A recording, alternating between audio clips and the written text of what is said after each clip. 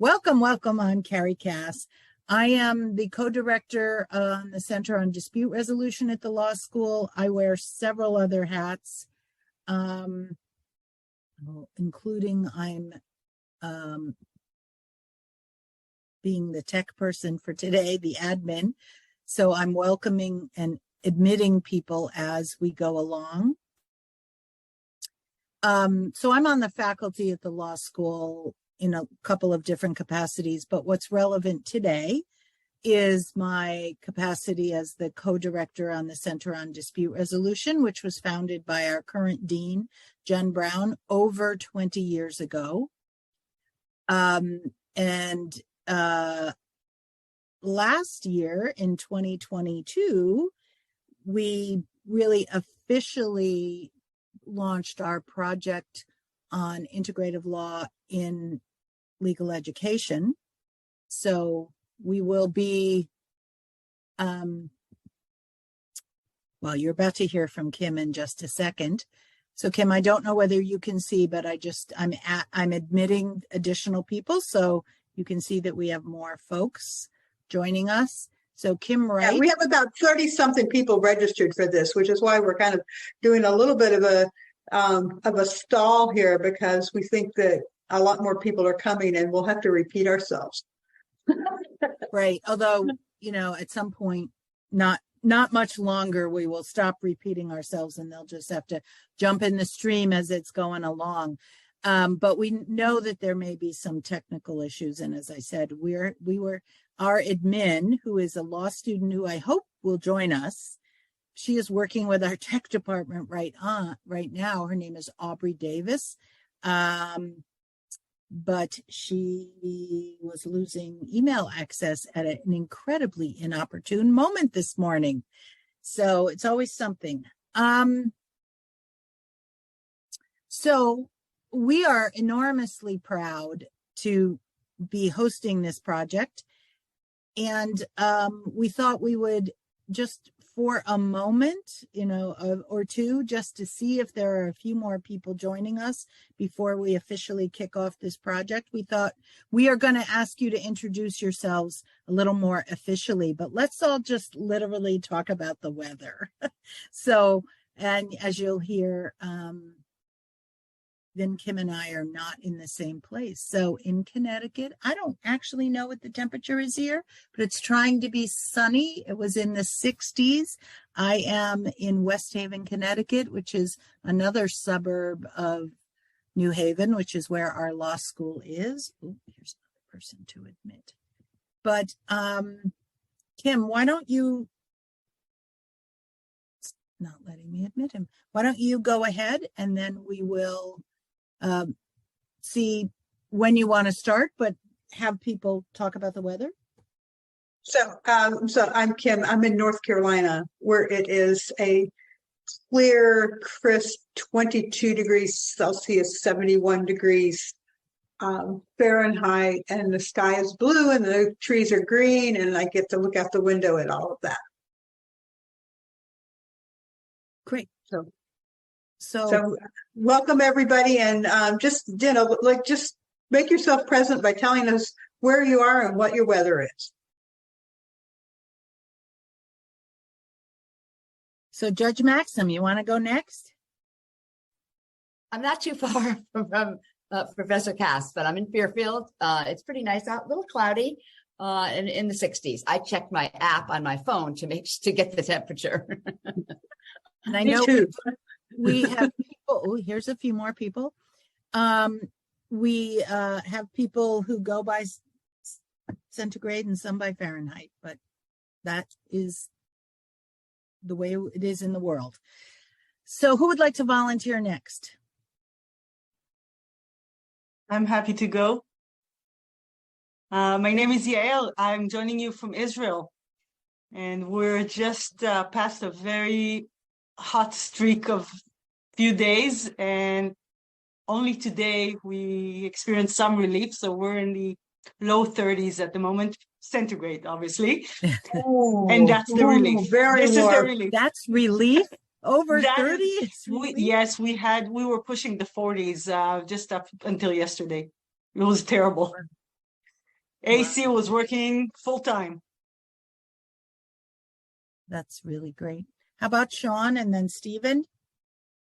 Hi, everyone. I was looking up my temperature at 65, which is what, about 16 centigrade, and wants to be sunny out, but it hasn't quite made it yet.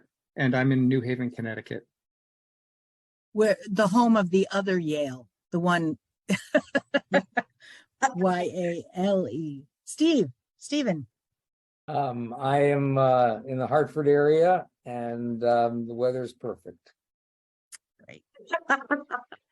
So I know we have several people with their cameras off. If you're able to turn on your camera, that would be great. But are you able to tell us where you are?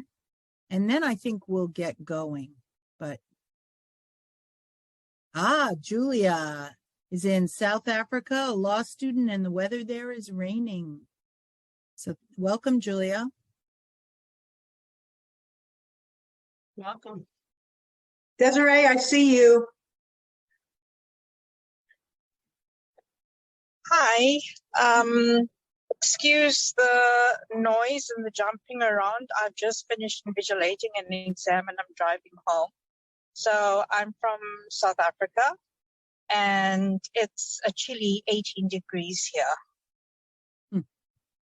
Okay. Good to see you. Welcome.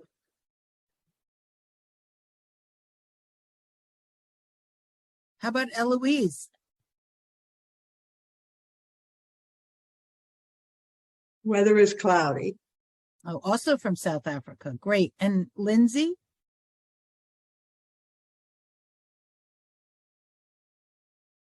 Are you there, Lindsay? Yes, hi all. I'm in Durango, Colorado, and the weather is warm. It's already in the low 70s here. Great. Welcome, Lindsay. Okay. Sorry. So Kim, given that it's about 10 after, We're shall we going to sort go of on. officially, people will join us as they may or may not, or they'll be hearing this on the recording. So I'm kicking it officially. Oops, we have one more. Let me admit him right as we're getting going. So I'm officially handing it over to you, Kim. Thank you, Carrie. So one of the things I'm going to do first, since we have more people than we can actually introduce, I'd like to put you in groups of 3. And we'll see how that works, Carrie, with us being out of there. But one group may need to have 4, or we'll have 2 groups of 2. And we're going to ask you to give your internal weather report. Now that we've heard your external weather report, like introduce yourself briefly, and then what is it that what kind of weather describes what's going on with you. So, for example, I am having just like a really bright day. Before I go forward, I should tell you, on Friday, I made a very dramatic entrance into a conference. I was going to a conference for the first time, meeting everybody newly, and was walking up the sidewalk. And as my mother would say, I fell flat as a flitter onto the very rough sidewalk.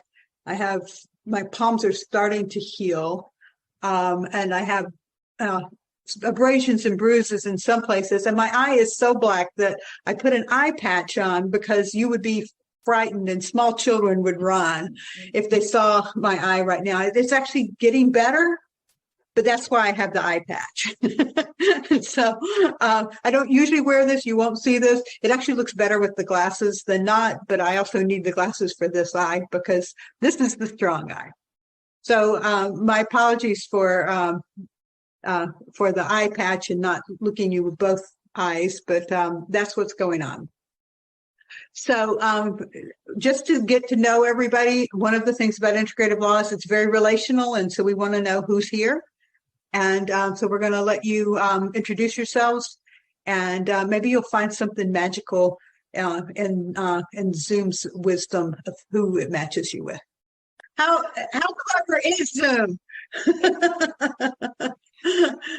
Who did you meet? Oh, we met from all four corners of the world, I would say. Wow. Yes, it was incredible. Yes, there is Israel from Israel.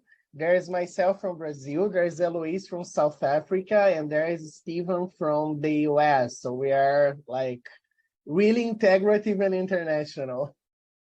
That's wonderful. That's really wonderful. Anybody else have any magic in the Zoom matching? Like Zoom can just like between Zoom and AI, they can just tell us all who we need to marry and live with and work with. Skip all of that stuff. I don't know how this would work, Kim. Like we download Tinder and it suggests us it would be crazy. Like, can you imagine if we are born and then the social media has so much information about us that it says you should marry this or that person? For me, it would be like Black Mirror thing. Oh, that's terrifying and interesting at the same time. Well, we welcomed a few new people, and so some of you had people just showing up in your room, and I'll welcome them to the big group here. Those who joined during the breakout, and I'm going to go ahead and start sharing my screen, and we're going to talk about integrative law. So first of all, this is who I am. I have an embarrassingly long bio there because I'm one of those overachievers who does a lot of things.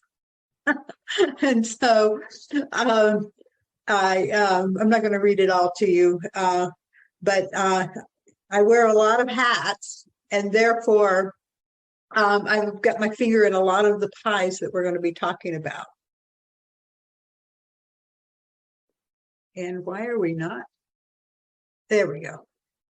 So we've had our introductions, and now what we're going to do is we're going to do a walk around the integrative law elephant. And we'll talk a little bit about why the elephant in a few minutes.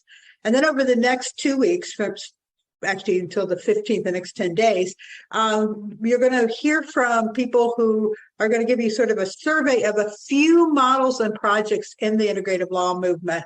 And then some of you are going to have a chance to learn some new skills. So this is the schedule. I want to go. Today is the introduction, and everybody will be participating in the introduction either in the recording or live today. And then this afternoon, I'm going to do some skills. We're going to work on our touchstones this afternoon, which is the statement about who you are and what's important to you. And so one of the ways that we guide ourselves in the integrative law movement, or many of us do. Tomorrow. So Kim, I just wanted to say, I appreciate that you're going through it all. I'm glad you're doing it. And I just want to say, we are aware that some of you were not intending to come to all of them. So we would welcome you, though, as you hear Kim go through it. If your schedule has changed, you want to add anything, we will talk at the end about if you want to make a change in your schedule. But Kim, I appreciate your going through it all. I was hoping you'd do that. So yeah, and I'm just going to shut up and let you go. Yeah, real quick, structured negotiation with Lainey Feingold tomorrow. And Lainey has created a really marvelous model for resolving. It's an early dispute resolution model that is often used with people who have disabilities, and it's helping companies actually fix the problem rather than just pay a claim. 3 of our well-being mentors are going to be talking about well-being tomorrow afternoon. Wednesday is sort of the restorative justice day. Shashina Yonkers from South Africa will be talking about restorative justice and ADR. And then later in the day, unitive justice, which is sort of beyond restorative justice, will be covered by Sylvia Kluge. On Thursday, we're going to do reinventing contracts with Ana Luisa. And she's both a conscious contracts practitioner and a relational contracts practitioner. And we're going to be looking at a lot of different trends in the contracts world. And then Carrie and I are going to talk about how we teach this. We actually have been writing some law review articles and have been experimenting throughout COVID with how to teach all of these approaches and skills and incorporate that with all of the best practices in legal education. Then on Monday, we're going to do a second installment of the skills, and then we're going to do your operating manual for me. And that is how you work, how you best work, and how do people best work with you. On Tuesday, Helgi Mackey, who's my co-author, co-editor of the Trauma-Informed Law book that just came out from the ABA, is going to be talking about trauma-informed law. And then something completely new that you've probably never heard of is Kristen Bolt is going to do spherical thinking. And she's really taking a whole different perspective on how we think about things and how to be more holistic.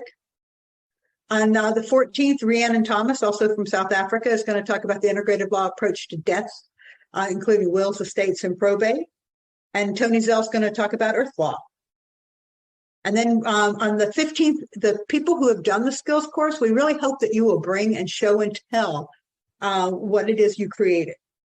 And everybody's invited to come and do that. And if you're in the skills course and can't do that, then maybe you can send it along, or we'll get some folks who've done this work before. And then we're going to have a closing circle, which everybody is invited to at 4:00 on the 15th. So just as we're starting together, we want to wrap up together.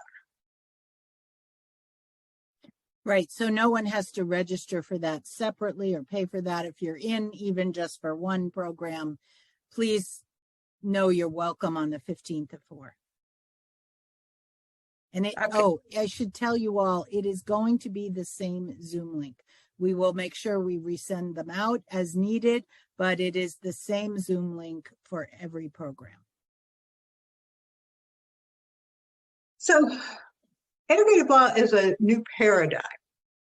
So I thought I would start by just discussing paradigms. And these little images help us think about what is a paradigm.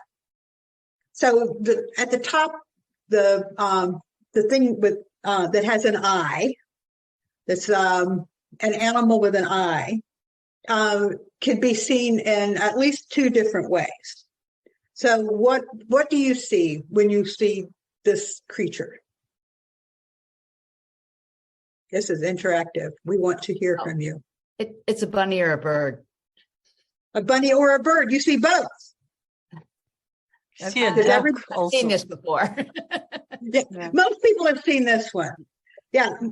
Does anybody not see the bunny and the bird? Sometimes people say it's a duck. Some people call it a hare, but it's some sort of rabbit, hare, bunny, and some sort of bird. Does everybody see that?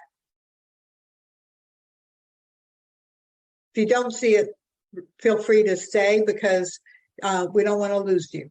We don't want you waking up in the middle of the night saying, I didn't see it. All right. So there's a woman. Is it an old woman or a young woman? Young? What do you see? I can see both because I've seen it before, but so now I can switch my vision. Well, isn't that interesting? It's like you have to switch your vision. Say more about that. Yeah. I think my center of focus needs to change to see the different things. I mean, but it's because I'm aware in advance that there are 2 ways to look at the picture. Well, and that's part of what it is to be in a paradigm shift. You focus on a different thing. So who sees only one of the women? We'll help you shift your focus. Who's brave enough to say they only see one? Julia, and at one point, may have changed now, but Lindsay said she only saw a young woman. And Alexis can see the old woman. Who wants to work with me? I can't see all of you, so I can't see hands up. Lindsay says she can see both now, but Alexis, would you talk through with Kim to see the young woman? Would you be willing? Hello. Hello. So tell me what you see.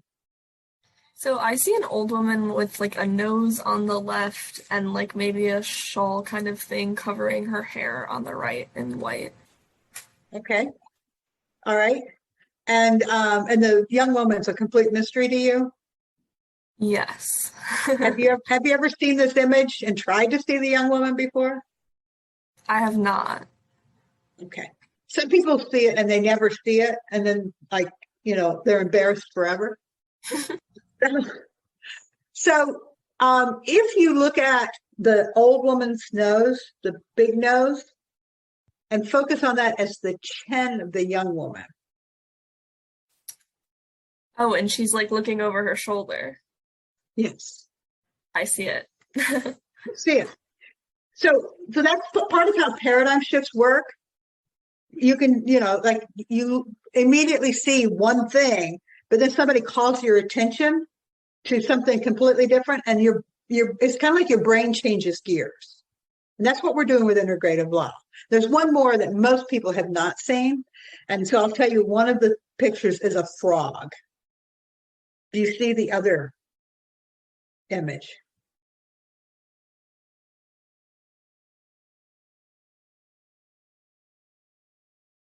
Kate, you're doing the right thing. You're turning your head.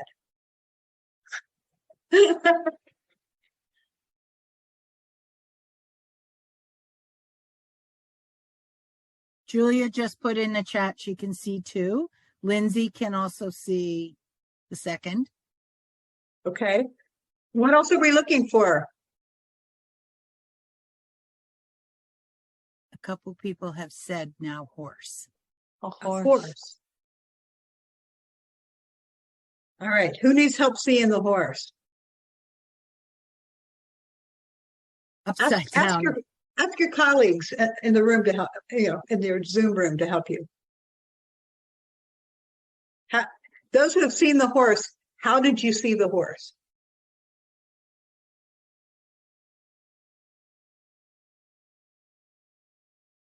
Well, we already had someone who turned their head. Yeah, I had to turn my screen. Oh, you turned your screen. Yeah. Okay. And then what did you see? I saw a horse, but it was facing I can only see it when I turn my screen around for some reason. It's facing sideways. It's like looking up.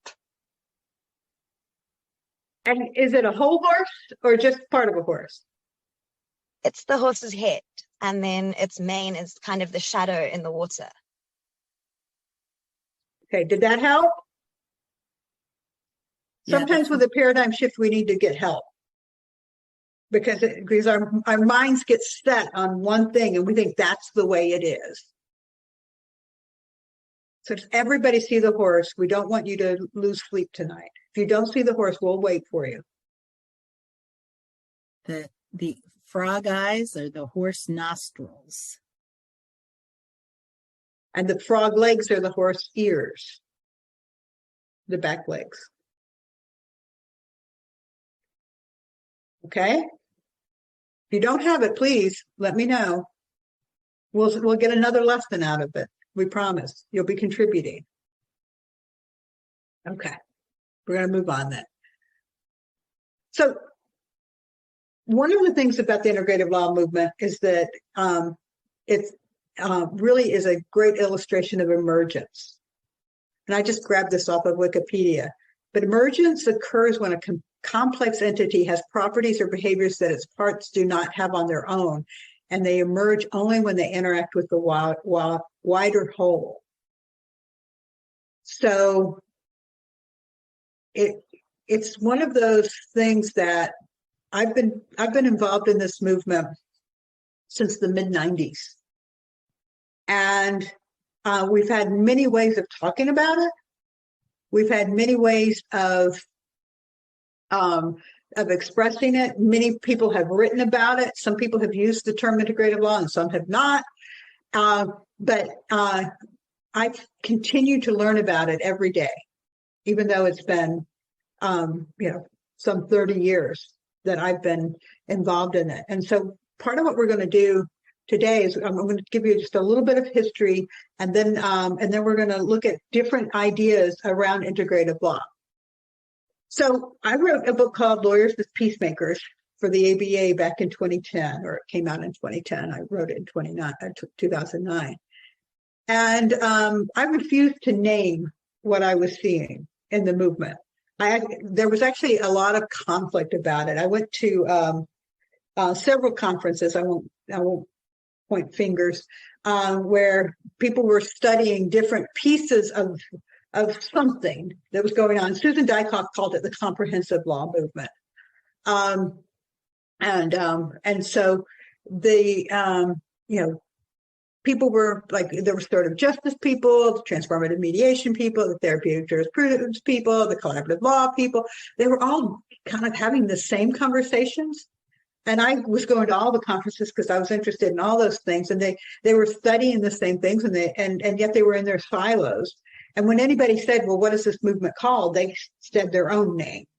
Well, of course it's collaborative law, or of course it's restorative justice. And we were all at one conference in Cincinnati, and maybe in the early 2000s, and several names were shared. And I remember somebody climbed up on a table and jumped up and down. It was not a pleasant conversation. And I thought, I'm not going to touch naming this movement. But I did write Lawyers as Peacemakers and talked about all the things I just mentioned. And so after my book came out in April of 2010, there was a call to get a lot of people together that had been either they or their movement had been written about in the book. And we called it the Legal Leadership Summit. And we had no agenda other than we were going to get together. And people came from, at that point, it was all over the U.S., to Manitou Springs, Colorado. And Suzanne Vandermeer, who is pictured here, is both a lawyer and a graphic recorder. So she recorded it. We've got all these beautiful images that captured the conversations. And so Colorado Springs was the airport, and it only had like 2 or 3 flights a day, and they were really far spaced. And so everybody was arriving, and we didn't know what to do with them on the first day. So we decided we would just do values exercises or something and have them do a conversation cafe, moving from table to table so we could add new people. So as each new person came in, they just joined the conversation wherever it was at the moment, and everybody changed tables and they got to know each other. And nobody introduced themselves by their role or by their movement. They didn't say, I'm in the ADR movement, I'm in the restorative justice movement. They just talked about what was important to them. So the next morning when we were all together, somebody raised his hand and he said, we are all doing the same thing in different ways, and we should have a name. And that's what I want to do this weekend. And I was like, oh God, we're going to fight. It's going to be terrible. And I convened the meeting and I was ready to say, I don't want to do this. And yet in 5 minutes, everybody decided it was integrative law. In 5 minutes, 30 lawyers in a room made a decision. And I considered that a miracle. These are the people who were there. And so we actually decided that we would call ourselves integrative lawyers, and we would write a wiki page. And we spent a lot of time writing a wiki page that we could put on Wikipedia and announce to the world. And Wikipedia refused it because they said that it was all just self-serving to us, and that it really didn't exist. So we just continued to use the name and spread it around. And since then, lots of people have picked up on the name, and a lot of people who don't know any of us have started using the name. And so I decided that, you know, in all of my work that I would use the name Integrative Law. So that's the history, how it came to be called Integrative Law. I didn't name it, but I was there when it was named. And I'm now, what I say about it is I'm a central figure in the integrative law movement.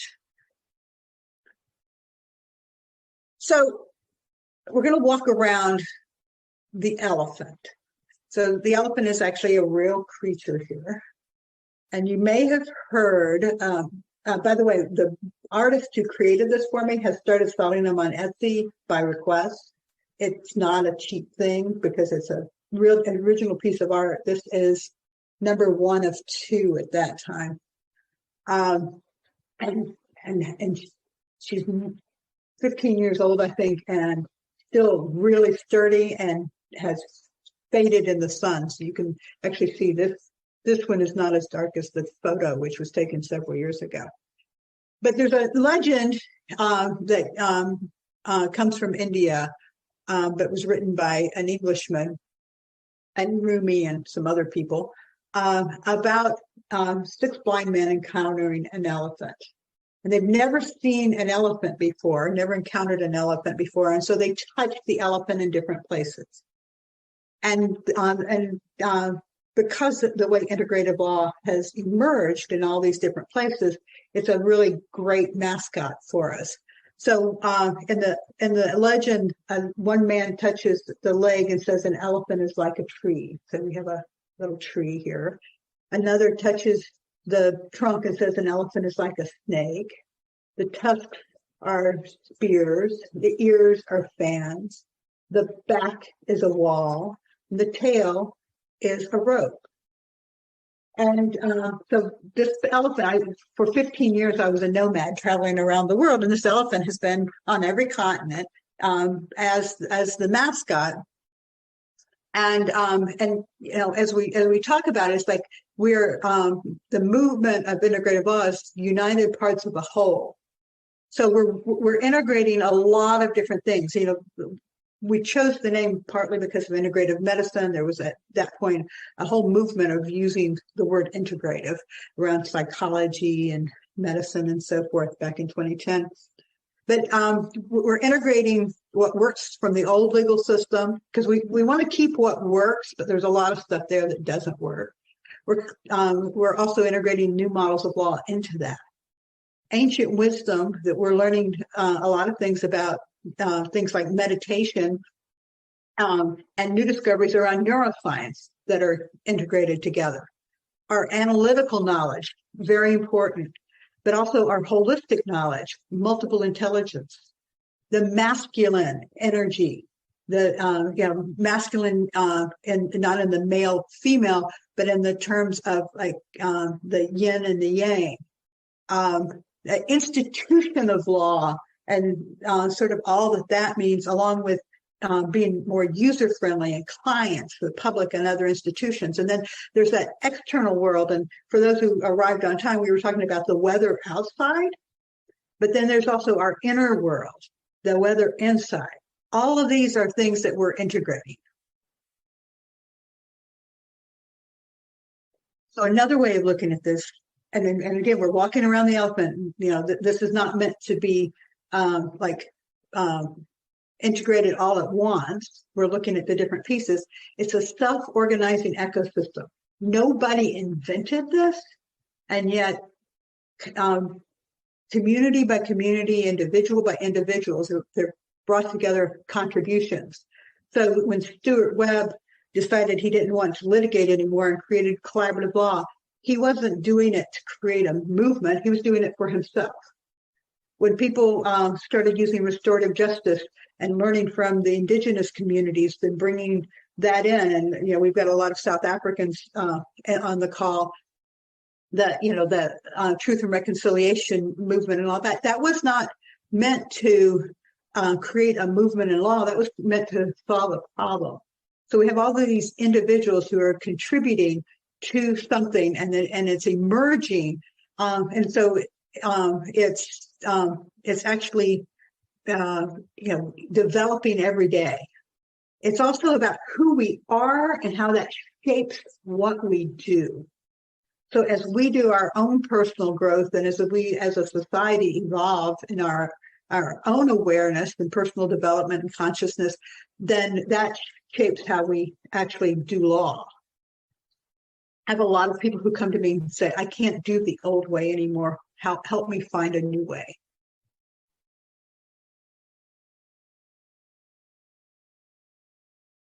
There we go. This was one of our early ideas, is that it's the traditional values and the new values are joining together to create law for the 21st century. This was a 2011 image. Some people talk about it as a shift in consciousness, that, we've got a lot of problems in the world now. And as Albert Einstein said, we can't solve problems by using the same kind of thinking we used to create them. So we need new ways of thinking. The idea of it being a rainbow, there's this idea of the rainbow country in South Africa, the rainbow of conscious law options. So these different things, different ways of practicing law. For a while, the ABA Dispute Resolution Act actually had a relational practices task force that I was involved in, and we looked a lot at things that are relational versus transactional. And law's been designed to be more transactional in the past.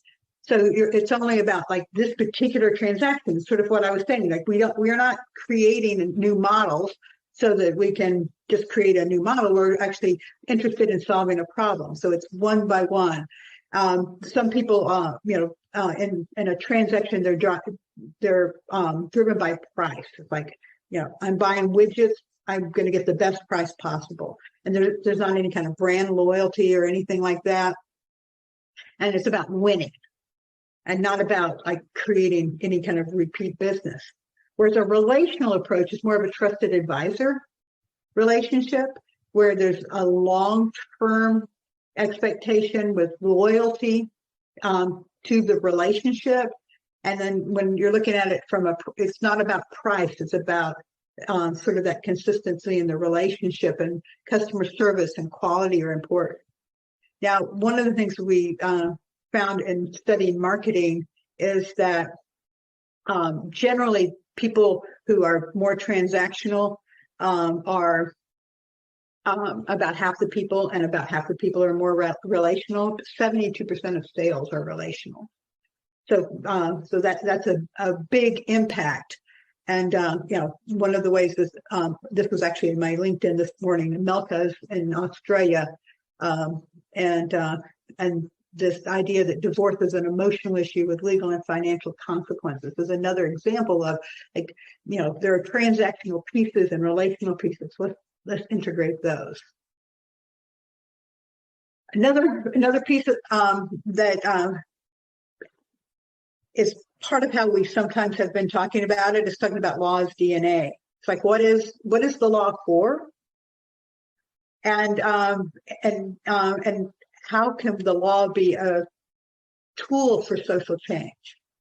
So if law is actually, like, it's the purpose of law is to weave our relationships together, set boundaries, define duties and obligations, enforce accountability, and then establish businesses and protect creative expression.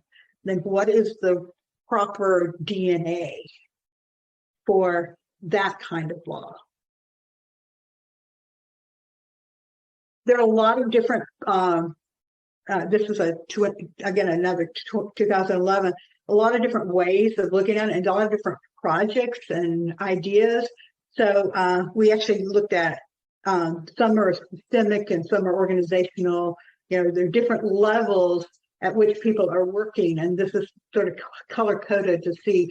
This was, a long time ago, what was going on at that point, that we saw that where integrative law was starting to emerge from different places. So, for example, restorative justice and mediation were coming together in personal injury cases. That's one of the models that had a lot of promise that didn't happen because the insurance companies didn't like it. But some of the ideas like apology from restorative mediation actually did stay. So, this is, very emergent and organic dynamic process. This is another way of looking at it. So, in integrative law, some of the things that we talk about are models of legal practice. And I've mentioned collaborative, restorative, therapeutic jurisprudence, peacemaking, conflict resolution. So the models that, based on who we are, we say, I can't do it the old way. And so we create a new model. For some people, it's about changing the law firm or the legal culture. So a lot of the issues that we're looking at with well-being and shared values, and there are some law firms that have been working on their purposes. Like what is the purpose of the law firm? And some of the big consulting firms are making a lot of money having those conversations these days. And then how are we interfacing with conscious businesses and field organizations is another part of like how do you be a lawyer in the 21st century when businesses are changing? The reflective and contemplative practices, there's a lot of meditation and yoga and spiritual inquiry, personal growth, consciousness in this movement where people are looking at, how do we be an arbiter of a new way of being? And then there's systemic change where we're looking at, okay, we've got all this going on. How do we create new models? How do we actually change organizations and build new systems that actually respond to the values we have now and to the legal system we want, not just the one that's been kind of put together, case by case. In 2016, I wrote Lawyers as Changemakers to the ABA. And by then we had a name, and I decided that I would find out by interviewing people what integrative lawyers had in common.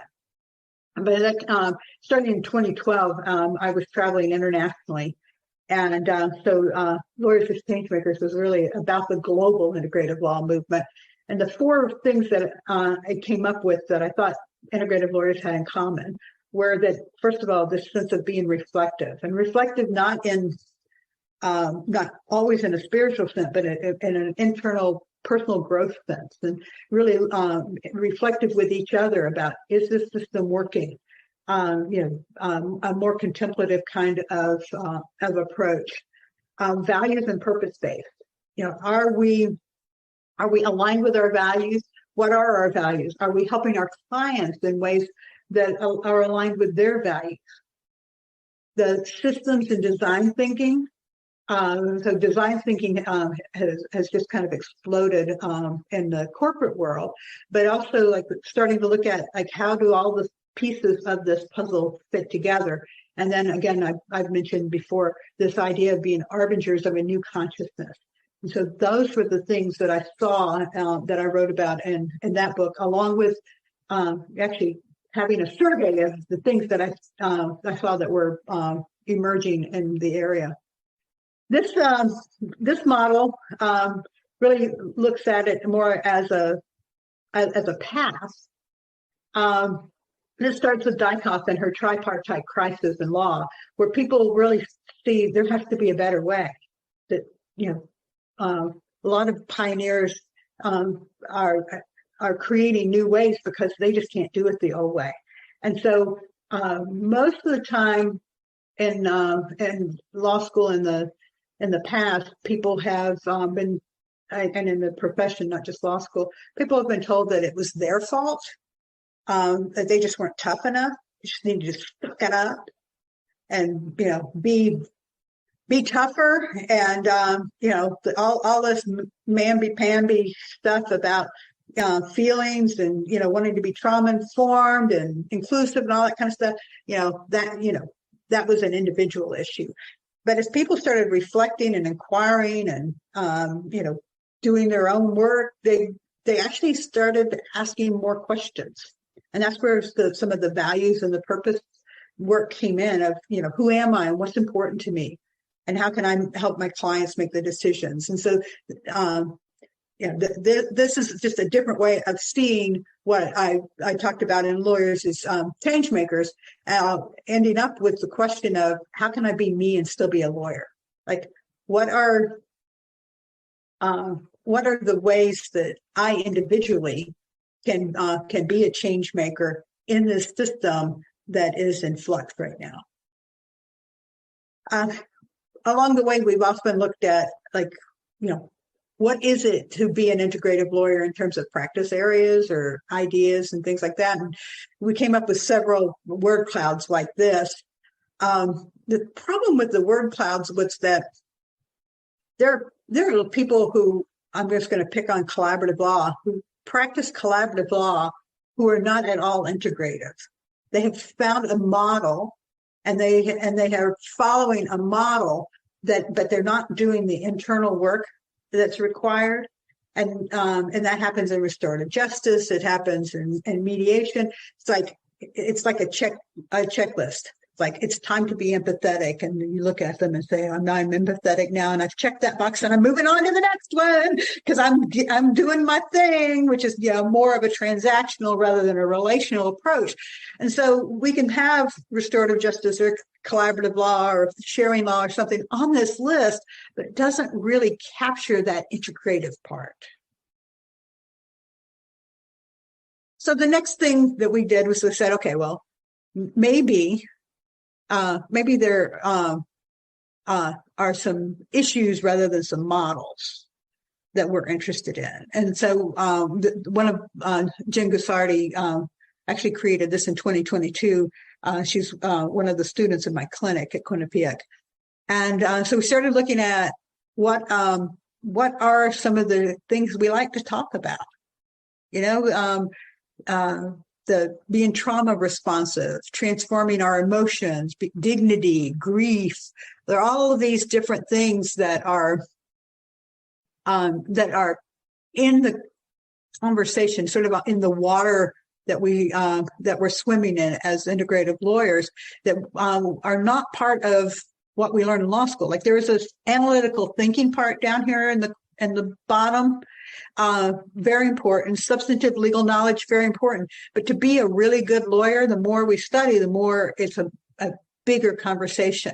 And we're not all studying servant leadership or dignity or anything like that. But as a movement, lawyers are moving in the direction of caring about these things and studying these things and having somebody to talk about these things with.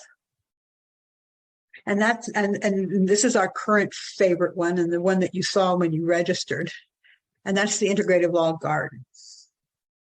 And so I took those values that are, and actually Jen drew this. I conceived of this.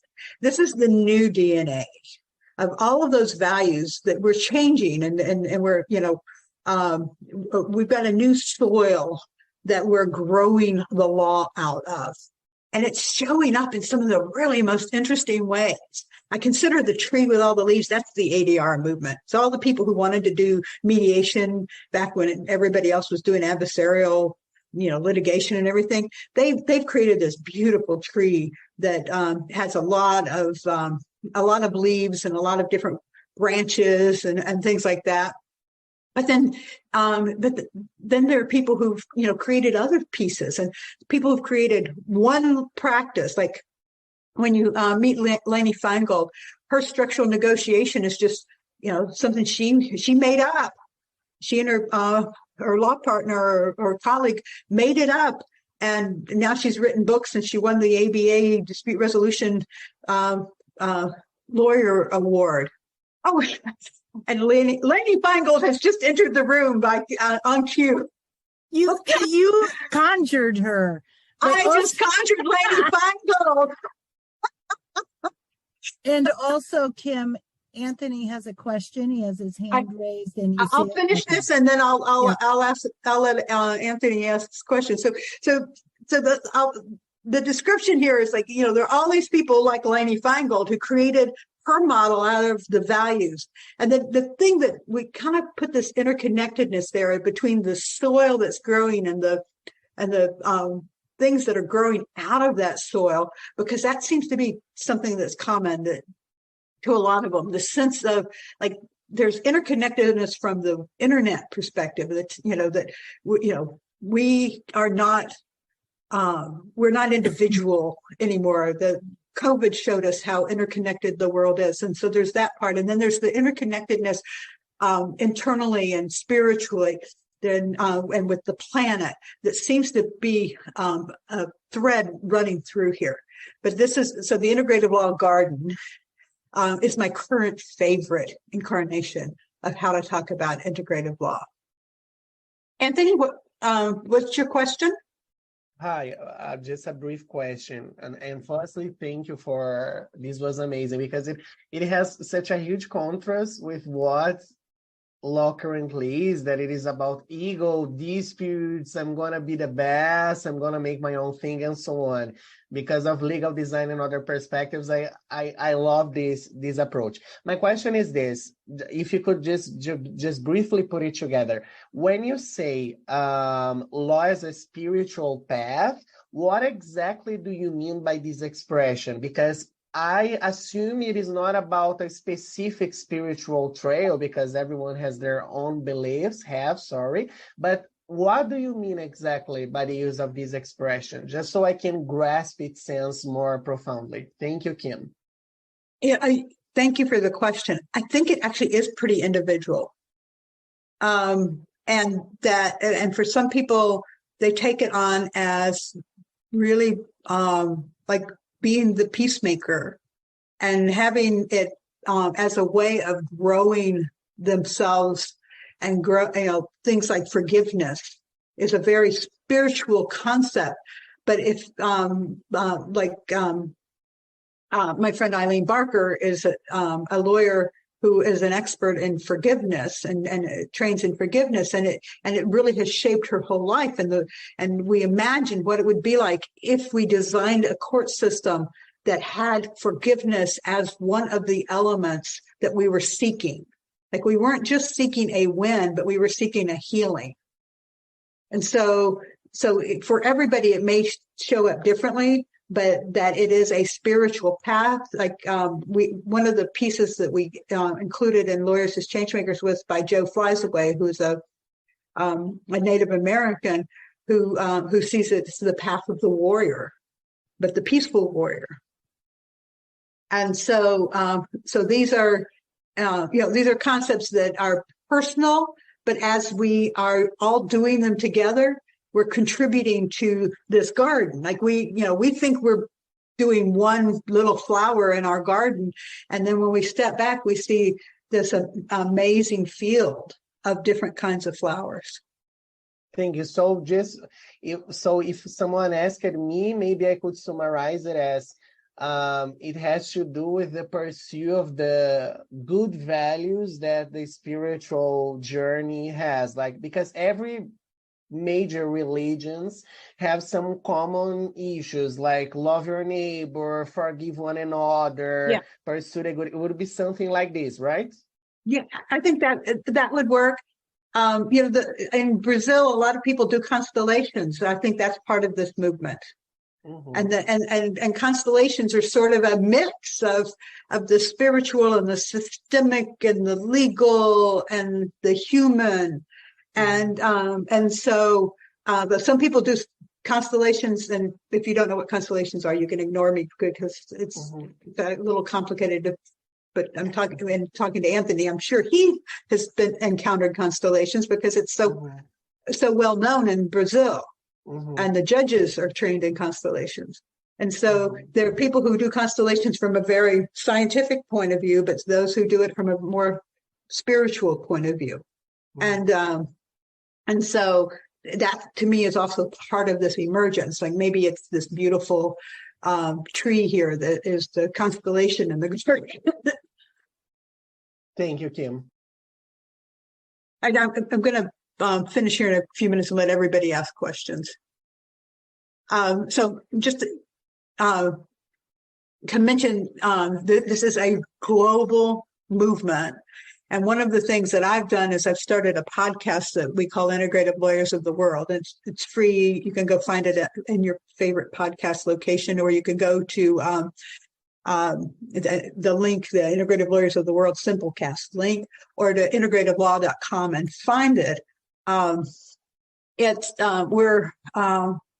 We've finished 4 seasons. We have each season is one person from each continent and their expression of what is integrative law to them. Like, and again, it shows up as like, for them, it was, they were solving a problem and they, started doing things a certain way.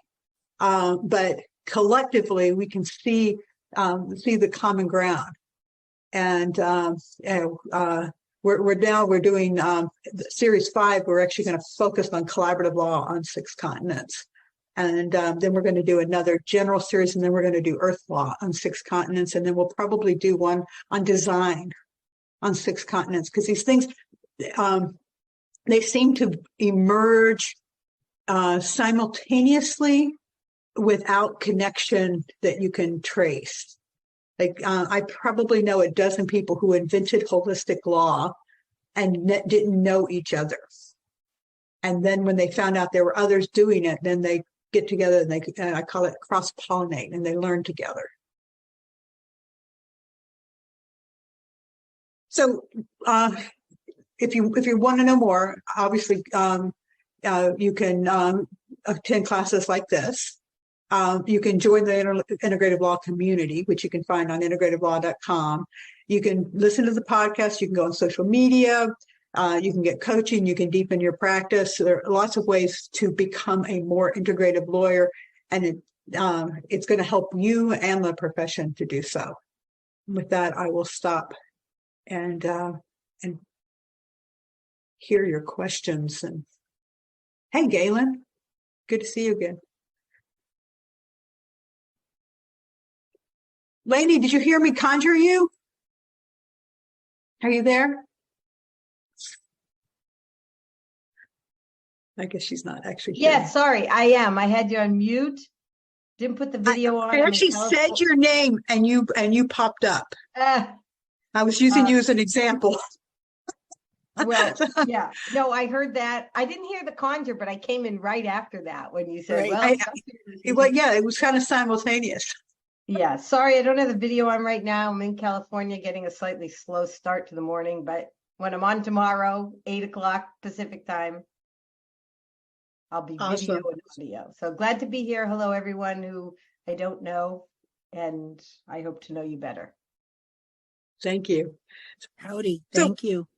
I want to hear not only questions, but comments. This is the weirdest thing I've ever done.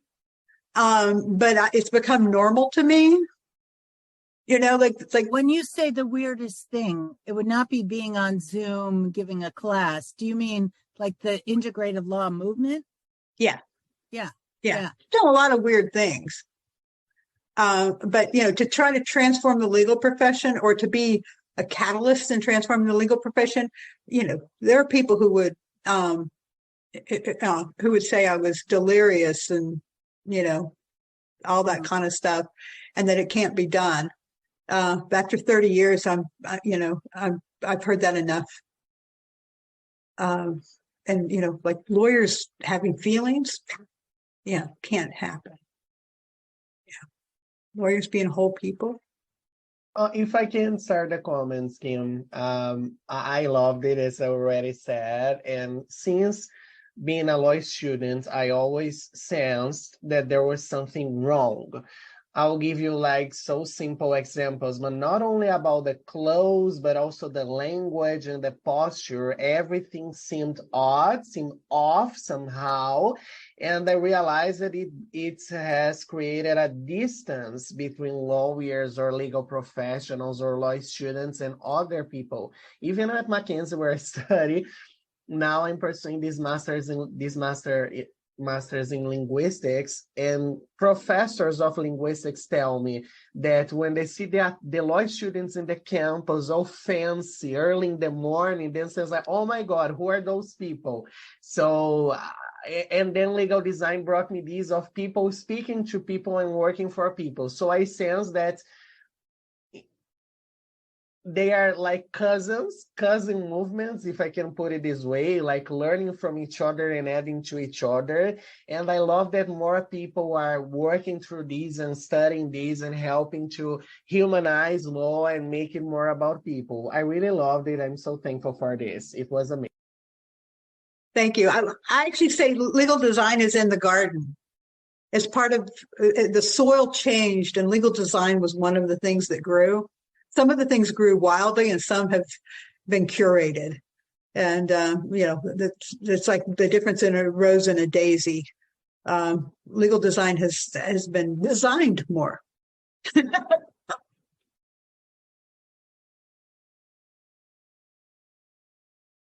Kim, can you say your question again? Just, I'm just looking for reactions. The good, bad, and different. Is this a new idea to everybody? Some people I don't know here, which is always exciting for me, and some people I know very well, and some people Yale I have seen on many listserv messages, but we've not met. I think maybe we have at an ABA, but do you have your hand up? Yeah, maybe. Yes, I wanted to comment about how important it is in my eyes to infuse these values in this way of thinking into legal education. To practice it and to research it is one thing, but I think if we don't rethink the education, there's really no hope for implementation of these ideas. I think most of us probably grew up in a very different atmosphere in law school.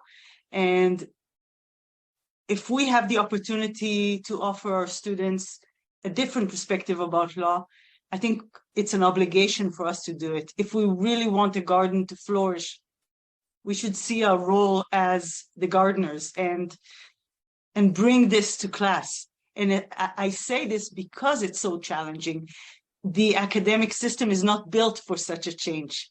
It's very rigid, and it's very, I don't think it has the tools to measure. It still doesn't have the tool to measure whether it actually works. So it's an uphill battle all the time. And I'm very inspired by the passion, the passionate way in which you talk about this movement, because I think that's the only key to this lock. We need passionate people to actually soil the garden, because it would be really against all odds to make it work. And I think I share the sense of obligation that we must do it if we want, to make a true change in the legal world. I still come to the program Carrie and I are doing about teaching this, because we're very passionate about that. And Desiree is also, and she has her hand up.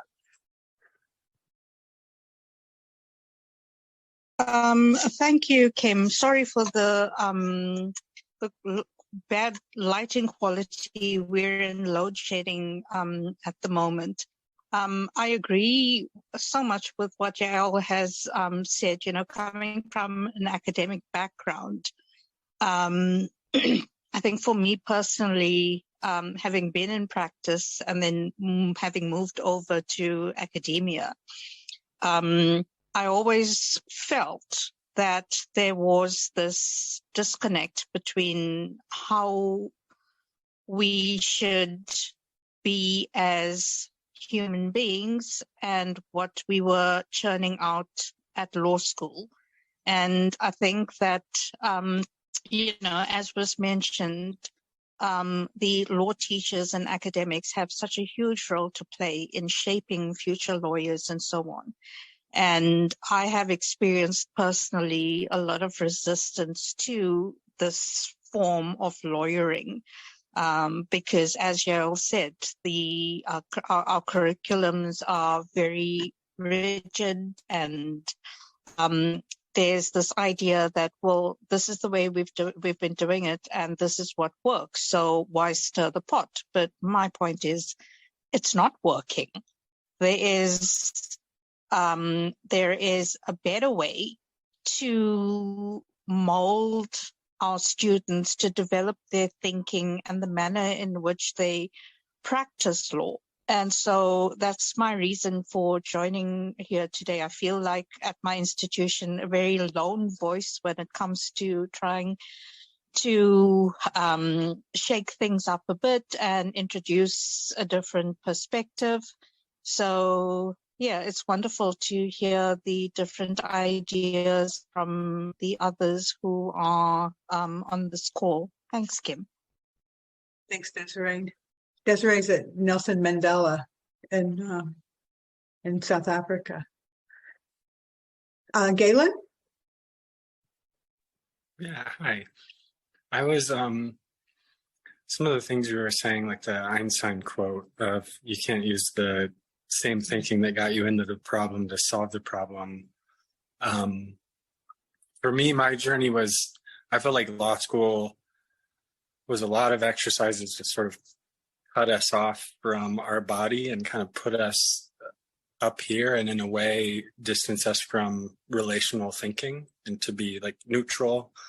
And I see symptoms of that, like some people were talking about, even in the dress, in the language. And I saw it at the DAs with even just referring to yourself as we the people or the court, as opposed to, you know, an individual with a complex history and a way of relating to everyone else in the room.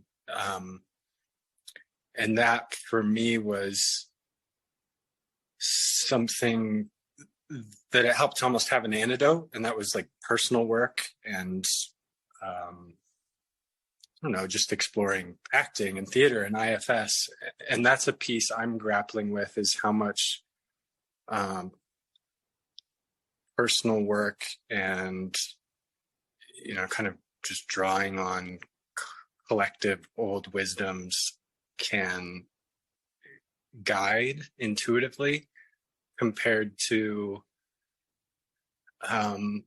setting up like rules for a system, which seems like that's to some degree the thinking that got us into this mess. And I'm struggling with it because I'm on a group that's trying to come up with the system or the best conduct or the code for restorative justice, and I get nervous about that, where it's like the form of it. Here's what it looks like. And I worry about it just becoming a checkbox, like you said, of, okay, now I'm being empathetic and now I'm doing this, where it feels like the substance of it is something much more personal, and everyone brings some kind of miracle that they might not even be conscious of, that just helps them really come at it from an empathetic place where they're looking very long term, and how will relationships develop within a community. And it's hard to put that in a code or even in language. So that's something I'm kind of grappling with lately. That's one of those paradigm shift things that if somebody has not made the paradigm shift, if they can't see the young woman in the picture, we can talk about the young woman all day long, and all they'll do is have a checkbox of what they're told, not the shift to the embodiment. And so, that's the big challenge, of this, is like how, like, the Arbinger Institute said that the more rules you have, the less trust you have. Like, an 87-page contract is about not trusting, and so if you actually create the relationship and the bond and then the structure for how you're going to maintain that, which is what we do in conscious contracts, then you need less rules. But that work requires you to show up in a different way. it's not as somebody told me one time she thought of a lawyer a lot like an appliance, like a microwave. You put your problem and a lot of money in, and you turn the dial and give it some time, and the lawyer takes care of it. Like, like that kind of distance is not going to give us what we're looking for in the new paradigm.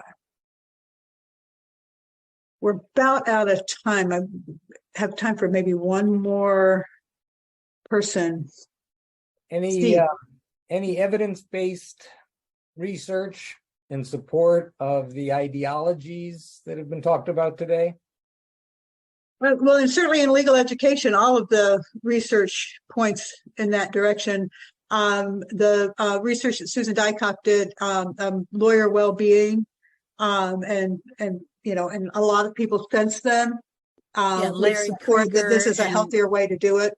Yeah, they're for legal education for sure, but also on the profession. But each individual strand of the movement is looking for is trying to build its empirical data. I know collaborative law is.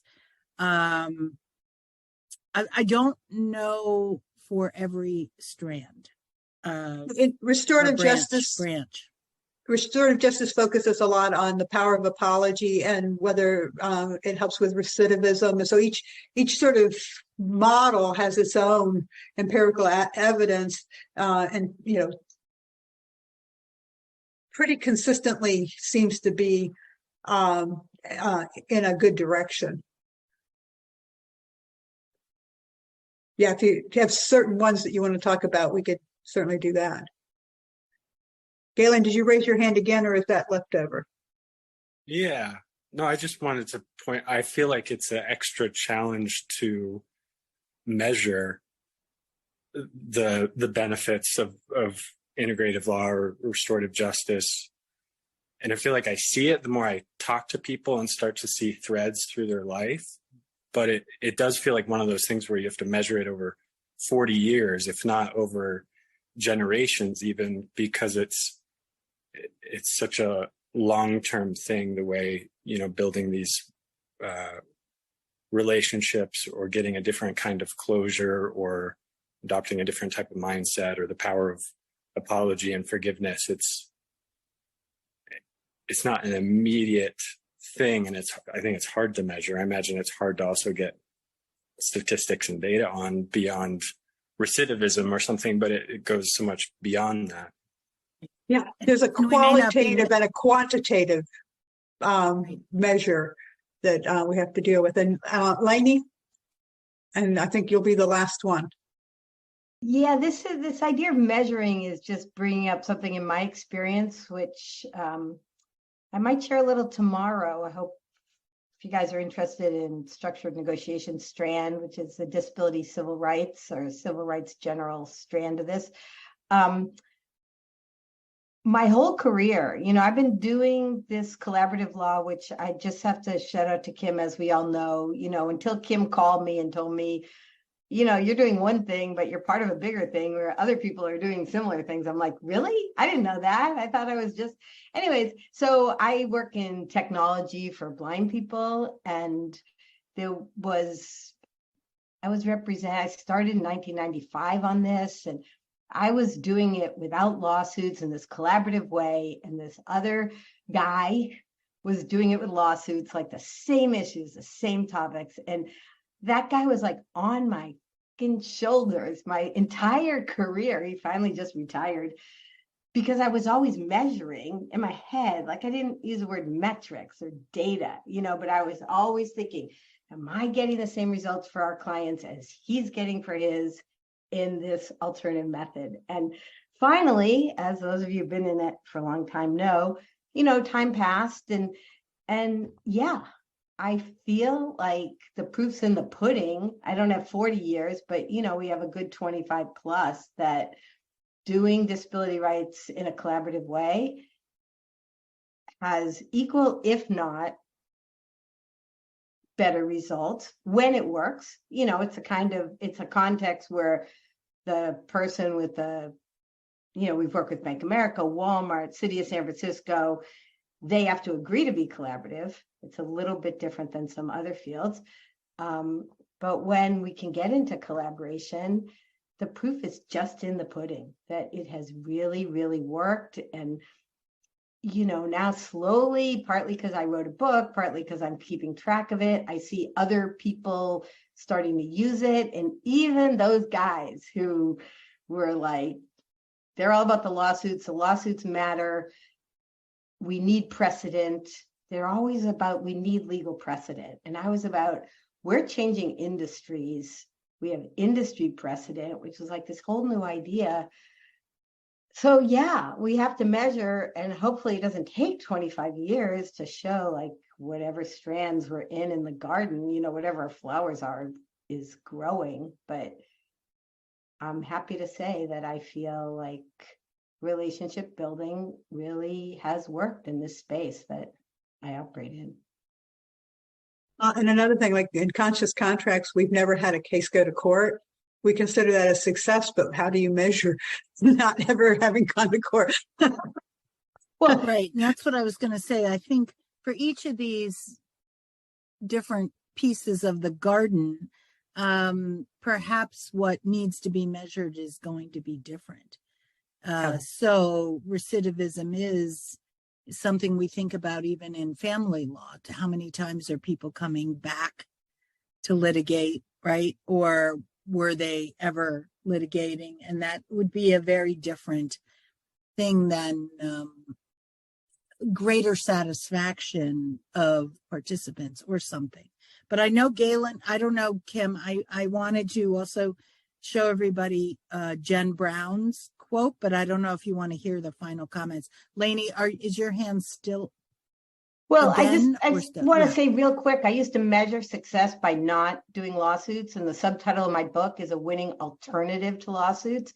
And now in the last 5 years, people have started to use structured negotiation in disability rights cases that are filed, you know, that file the lawsuit for various reasons, and then try to get it more collaborative within the context of litigation. So I had to shift my idea of, you know, what does it mean to spread this idea? What does it mean to have people adopt it? What is success? What is failure? So I think the whole metrics thing is also constantly evolving the more experience we have with these things. Okay. Galen, one more quick thing.